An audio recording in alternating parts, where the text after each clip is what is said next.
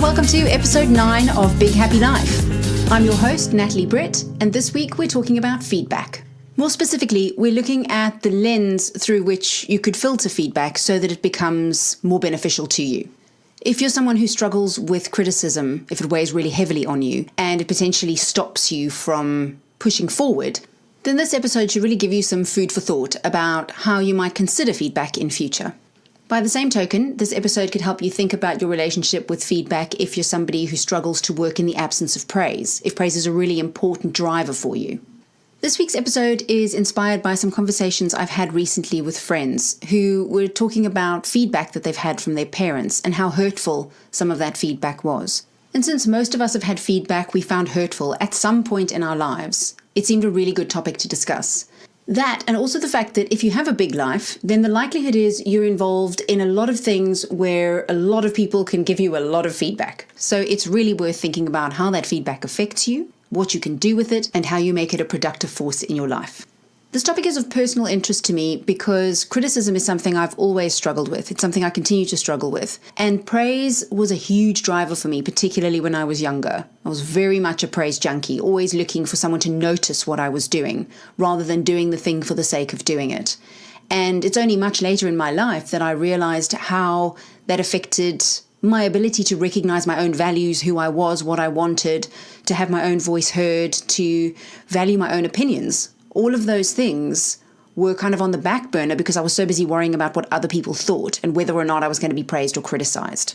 So in this episode, I'll be sharing with you some of the lessons I've learned along the way and also some of the lessons I have yet to internalize. As we've already said on earlier podcasts, knowing and doing are not always the same thing. The first lesson comes from a lady called Tara Moore in her book Playing Big, which is amazing, and I've included a link in the show notes page. If you haven't read it, I'd highly recommend reading it. And in it, she talks about unhooking from praise and criticism. So unhooking from praise would mean doing things for their own sake because you enjoy them. They add value or meaning to your life in ways that matter to you, not mainly in the pursuit of praise. More importantly, unhooking from praise means you feel equally good about what you've achieved, regardless of whether or not anyone notices or says anything. And by the same token, unhooking from criticism would mean going ahead with something even though you might be criticized for it. If you're someone who is driven quite a lot by the fear of criticism or the desire for praise, then this particular idea is incredibly important. Imagine a car for a moment and think about the driver's seat, the passenger seat, and 2 back seats. And in just the same way as you can only have one driver of a car, unless of course you're in one of those learner cars and it's all adapted, let's just assume it's a normal car and we can only have one driver, then putting fear of criticism or desire for praise in the driver's seat means that your values and your goals and all of those sorts of things have to be moved to either the passenger seat or even the back seats, depending on what else you're prioritizing. So I really love this idea of unhooking from praise or criticism because in my mind, it means it stays in the car, but it no longer drives. It's not even the front seat passenger, because the front seat passenger could potentially be the navigator as well, and we don't want to give that role to praise and criticism either.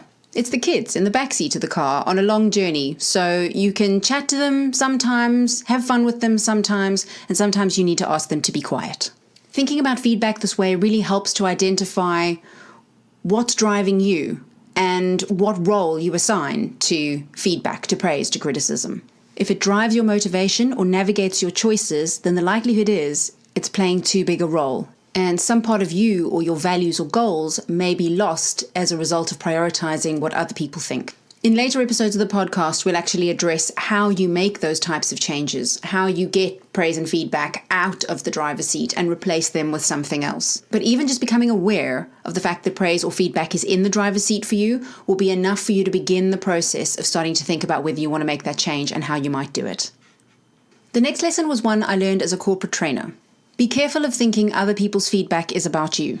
I was so sensitive to criticism that if someone attended a workshop I was running and came out criticizing me or the content, I took that to mean I had done a bad job. It took me a number of years to work out that the attitudes people bring with them, the openness of their minds, the questions they've got, the willingness to learn, all of those things can impact their ability to benefit from a training course. So if someone's attending a course against their will, feeling really irritated about being there, wishing they could be doing something else because they've got so much work to do, then they naturally are going to have a completely different experience and completely different feedback from somebody who is excited about being there, who's been waiting for months to attend.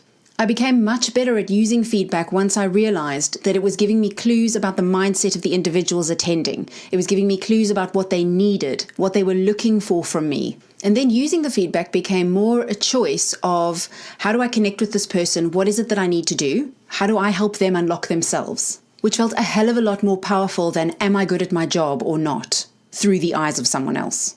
I think it's useful to apply this type of thinking even when the feedback is quite personal. As an example, one of the conversations that inspired this podcast was with a friend of mine whose dad told her he thinks she's selfish. Now, it's really easy if someone tells you they think you're selfish for you to think that the feedback is about you. But in much the same way as I applied the lesson in a work context, I think it applies here too. The natural instinct, if you take the feedback on face value, is to try and determine, am I selfish or aren't I? But if you're able to turn it around and apply a bit of curiosity, you start thinking about the drivers behind the feedback. And that potentially gives you something far more powerful to work with. What makes him think you're selfish? The feedback is specific to that individual and that relationship. And what it tells you is that he potentially has some unmet needs, and that things you can do in other relationships may not be appropriate in this relationship because he responds differently than other people. Now, in Playing Big, Tara Moore suggests that the feedback can never tell you anything about yourself and it only ever tells you about the other person. But I think if 20 people are telling you you're selfish, then there's probably something in it, and it's worth paying attention to that. But when you're getting specific feedback in specific contexts from specific people, it's better to look at where that feedback is coming from, what's underneath it, what are the needs and the values and the beliefs of that person. And then you can work out what to do with the feedback. Which brings me to lesson number 3, which is, it doesn't matter whether or not the feedback's true, it matters what you want to do with it. Anytime you get a piece of criticism, the natural instinct is to think about whether or not it's justified.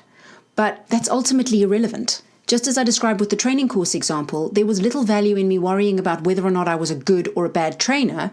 The important thing was what I did with the feedback to make me better at connecting with people who didn't want to be there.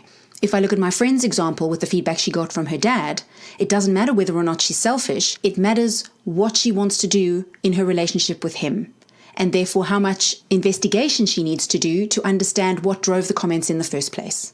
Now, if she decided, actually, my relationship with my dad has been fraught for years and I've been fighting a losing battle that I'm no longer willing to fight, then she could abandon the feedback. She doesn't need to actually do anything. It's always a choice as to whether or not you take on board the feedback and do something with it. But if she decides the relationship is important enough to her, then she goes down that route of investigation. But again, we have to keep that lesson in mind.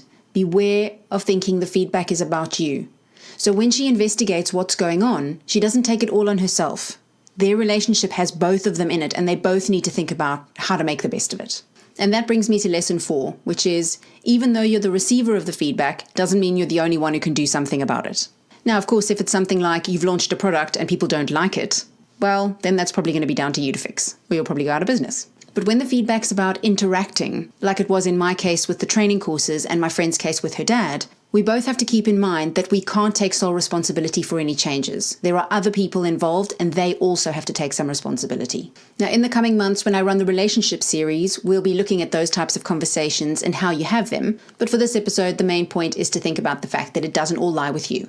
The final lesson came from an old book of Richard Branson's, which I haven't yet read, but I still plan to. It's called Screw It, Let's Do It. For the last few months, as I began to get Big Happy Life off the ground, I have been priding myself on doing new things and basically going, screw it, let's do it.